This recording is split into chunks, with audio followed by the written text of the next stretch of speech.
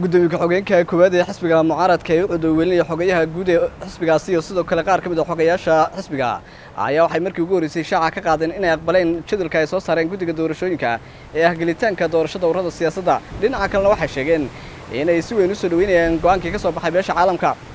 dhanka kalena gudoomiyaha xisbiga mucaaradka ee u cod injineer Faysal Cali Waraabe oo la filayo maalinta bariya dalka ku soo laabto ayaa hore shaaca uga qaaday inay ka xisbi ahaan arrintaasi diideen waxaana halkaasi ka muuqanaysa inuu durbaba soo baxay khilaaf u dhaxeeya xisbiga mucaaradka ee cod waxaase la eegi doona halka uu saldhiga doono waxaanu halkan ku fadhinaa guddiga fulinta ee xisbiga anigoo ah gudoomiye ku-xigeenka koowaad xogayihi guud xogayaasha waxyaha xisbiga waxaa jirtay maalin dhoweyd in koox xisbiga ay baaq soo saareen runtii waanu joognay aniga xogayaha guudba lamana aanu socon waxaan si sheegayaa maanta raba inaan halka caddeeyo bini aadamku dee ra'yiga waa lagu kala duwanaan karaa mushkilad ma leh laakiinse inaanu aqbalay wakhtigii komishinka qaranku ay doorashooyinka u qabteen oo ah in ururadana doorashadooda la galo bisha December 2023 tii madaxtooyadana la galo 2024 ayaan rabaa inaanu xaqiijino in aanu aragno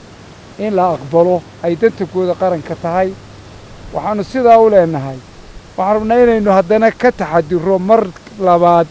doorashooyin dib inooga dhaca muran joogto oo yimaada waxaanu ka codsanaynaa axsaabta kalena inay sidaa u aqbalaan wakhtiga diyaargarowgana uu kumishinku u diyaargaroobo si aanay dib u dhac dambe inoogu iman waxaanu kaloo taageeraynaa baaqii saaxiibada beesha caalamku soo saareen ay ku taageereen in dhammaan daneeyaasha doorashooyinku inay aqbalaan timekaa ay soo saareen wakhtigaa ay soo saareen guddiga doorashooyinka qaranku guddiga doorashooyinka waxaanu ka codsanaynaa bal inaanay dib dambe marmarsiiyo dib u dhac iyo waxyaabo hantaaqayn kara doorashooyinkoonu in ay dhacaan runtii doorashooyinku waxay ku wanaagsan yihiin in doorasho kastii wakhtigeeda dhacdo in dadku bartaan xukuumaduhu bartaan laakiin kororsigan caadada laga yeeshay runtii ma aanu waafaqsanin waase dhacday maanta laakiin haddaynu haddana muran dambe sii bilowno waxay noqonaysaa uun inay haddana dib u dhac dambe sii yimaado muranku sii bato taasna waanu sheegaynaa waxaan kaloo runtii taageersannahay nabadda deganaanshaha iyo waddankeenna aynu u baahannahay cid maanta cid u hanjabi kartaa ma jirto qaranka iyo nabaddu waa wax inoo dana waynaga dhexeeyaan khaladka ciddii gala waynu qabanaynaa waa ku dhawaaqaynaa waynu fartaynu ku fiiqaynaa laakiin nabaddeennu waa laba taabtaan nabadda innagaa ku nool iyadaynu kuma noolaa waxaan ilaahay ka baryayaa Somaliland inuu nabad siiyo in ilaahay qulubteenna isu soo jeediyo khilaafka inuu ilaahay inaga dhex saaro arrintaas ayaan rabaa anigu inaan ku soo gooyo labada qodob oo ah inaanu baaqi beesha caalamkana taageeray electionkaasna aanaanu arag wax dhibaato inay ku jiraan ee timekaa ay komishinku qabteen wakhtigeeda loo raaco maanta oo ay tahay taariikhdu 23 bishii 7 2013 waxaanu halkan iskugu kiin yeedhnay in aad gudbisaan ood u sheegtaan bulshada Somaliland iyo saaxiibadeedaba qodobada aanu halkan ka soo saarayno ee sidoo gudoomiyuhu sheegay ah oo ay ugu horeyso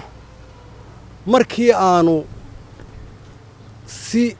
qoto dheer u tashanay eenu u lafagurnay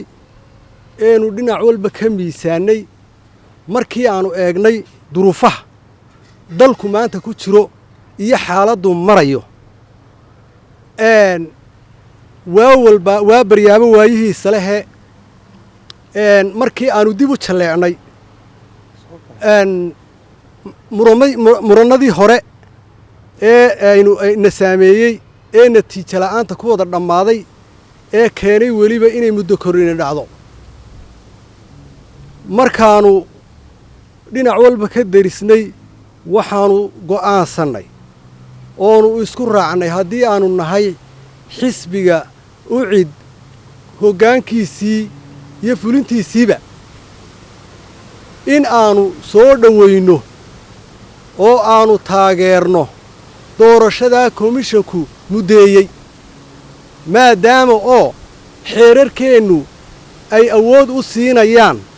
inay hay-adda keliya ee cayimi karta doorashooyin ay tahay komishanka qaranka sidaa laajligeed waxaannu ku taageernay oo aannu raacnay muddadaa ay cayimeen ee ah ina ta ururadu soo horrayso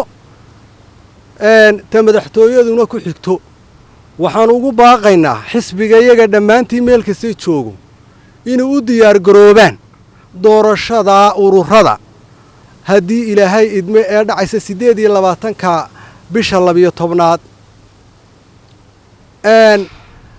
dalkeennan innaga wuxuunbaa wax lagu beddeli karaa waa doorasho iyo cod qori caaraddii innagu laguma beddeli karo